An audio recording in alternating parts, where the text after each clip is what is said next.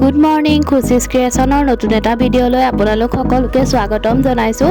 ভাইটিৰ বাৰ্থডেত এটা chocolate cake বনাইছিলোঁ। কেকটো মই কেনেকৈনো বনালোঁ তাকে আপোনালোকক ভিডিঅ'টোত দেখুৱাব খুজিছোঁ। শেষলৈকে ভিডিঅ'টো চাই থাকিব। কেকটো মই প্ৰথমবাৰ কেৰাহীত বনাই চাইছিলোঁ, খাবলৈ ভালেই হৈছিলে বাৰু। প্ৰথমে মই ডিম দুটা এনেদৰে ফেটি লৈছোঁ।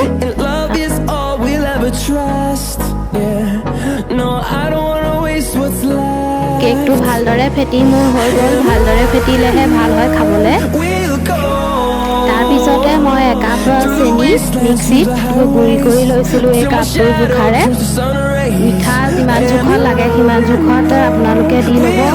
এতিয়া এই গুড়ি চেনিখিনি ফেটি লোৱা ডিমৰ লগত মই ভালদৰে মিক্স কৰি ল'ম।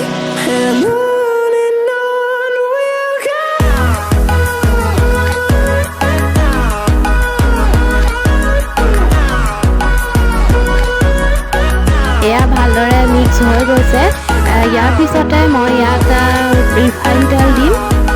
ৰিফাইন তেল একাপটো লৈছোঁ মই এই কাপটোৰ জোখাৰে।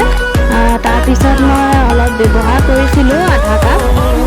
তেলটো অলপমান ভালকৈ দিলেহে কেকটো খাবলৈ বেছি ভাল লাগে। এয়াও মই ভালদৰে মিক্স কৰি লওঁ। তাৰপিছতে ইয়াত মই আটা বা ময়দা আপোনালোকে যি ব্যৱহাৰ কৰিব খোজে কৰিব পাৰে।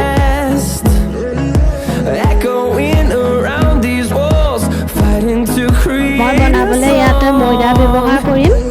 আগৰ কাপটোৰ জোখাৰে মই একাপ ময়দা লৈছোঁ। এই ময়দাখিনি ভালদৰে এতিয়া মিক্স কৰি ল'ম।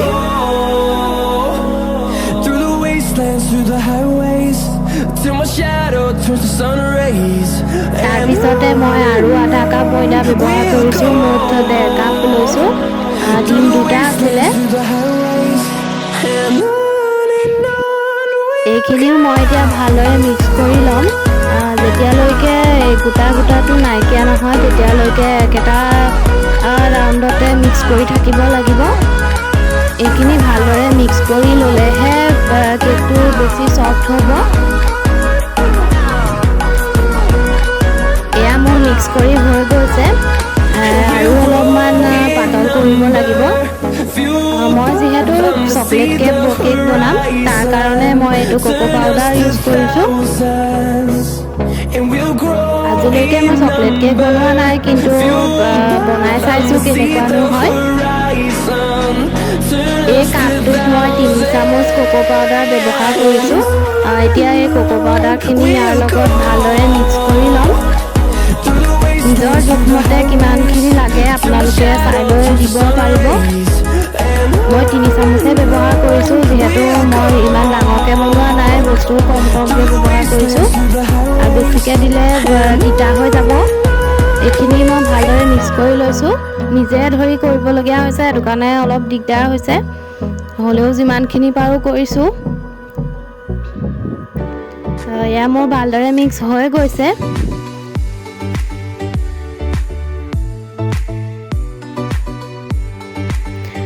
এইখিনি অলপমান টান হৈ আছে, সেয়েহে ইয়াত মই অলপ গাখীৰ ব্যৱহাৰ কৰিছোঁ।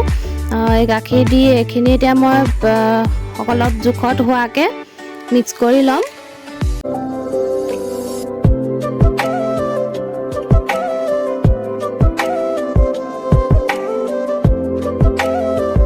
যিমানটো জোখত কেকটো ভাল হয় মোৰ সিমানটো জোখত হৈ গৈছে। ইয়াত মই এতিয়া বেকিং পাউডাৰ মিক্স কৰিছোঁ, কাৰণ কেকটো ফুলিবলৈ কাৰণে দিবই লাগিব। এইখিনিও মই ভালদৰে মিক্স কৰি ল'ম। এয়া দেখিছেনে, কেকৰ বেটাৰটো বহুত বেছি ভাল হৈছে আৰু ওপৰৰ পৰা পেলাই দিলত সহজে পৰিও গৈছে। ইমানটো জোখতে হ'লে কেকটো বেছি ভাল হয়।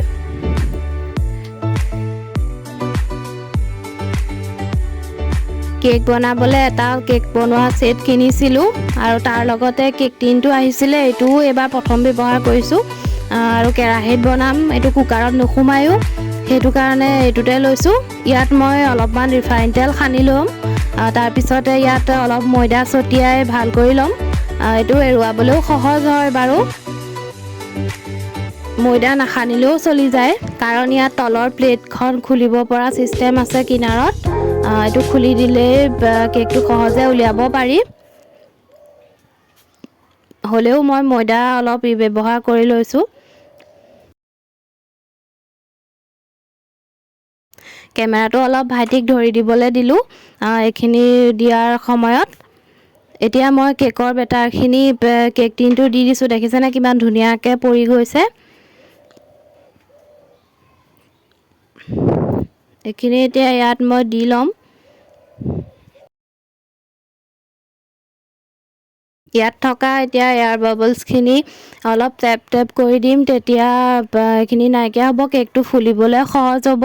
মই কেক বনাবলৈ ইউটিউবৰ পৰাই শিকিছিলোঁ, তাৰ পৰা শিকি যিমানখিনি পাৰোঁ তেনেকেই কেক বনাওঁ। আগতেও বহুতবাৰ বনাই আছোঁ। যিহেতু কেকটো মই কেৰাহীত বনাইছোঁ এইবাৰ, গেছত কেৰাহীখন অলপমান গৰম হ'বলৈ দিলোঁ। তাৰপিছত ইয়াত অলপ নিমখ ছটিয়াই কেক বহোৱা ষ্টেণ্ডডাল দি কেক টিনটো ইয়াত পাতি দিছোঁ আৰু এয়া ভালকৈ ঢাকি দিব লাগিব যাতে গৰম ভাপটো ওলাই নাহে।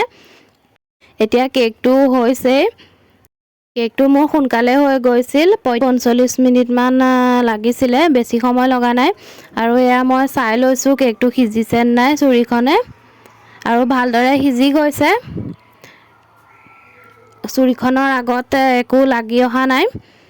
এইটো এতিয়া মই ফ্ৰিজত ৰাখি থ'ম, কাইলৈহে খুলিম।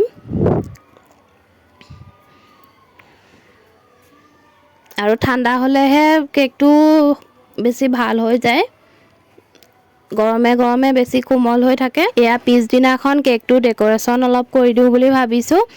যিহেতু বাৰ্থডে কেক, তাৰ কাৰণে মই অৰিঅ' বিস্কুটৰ পেকেট এটা মিক্সি জাৰত গুড়ি কৰি ল'লোঁ। এতিয়া এই চালনীখনে কেকটোৰ ওপৰত মই এনেদৰে চালি দিছোঁ, আৰু এইখিনি চালি দি পেলাই ইয়াত মই অৰিঅ' বিস্কুটেৰে ডেক'ৰেশ্যন কৰি দিম অলপ।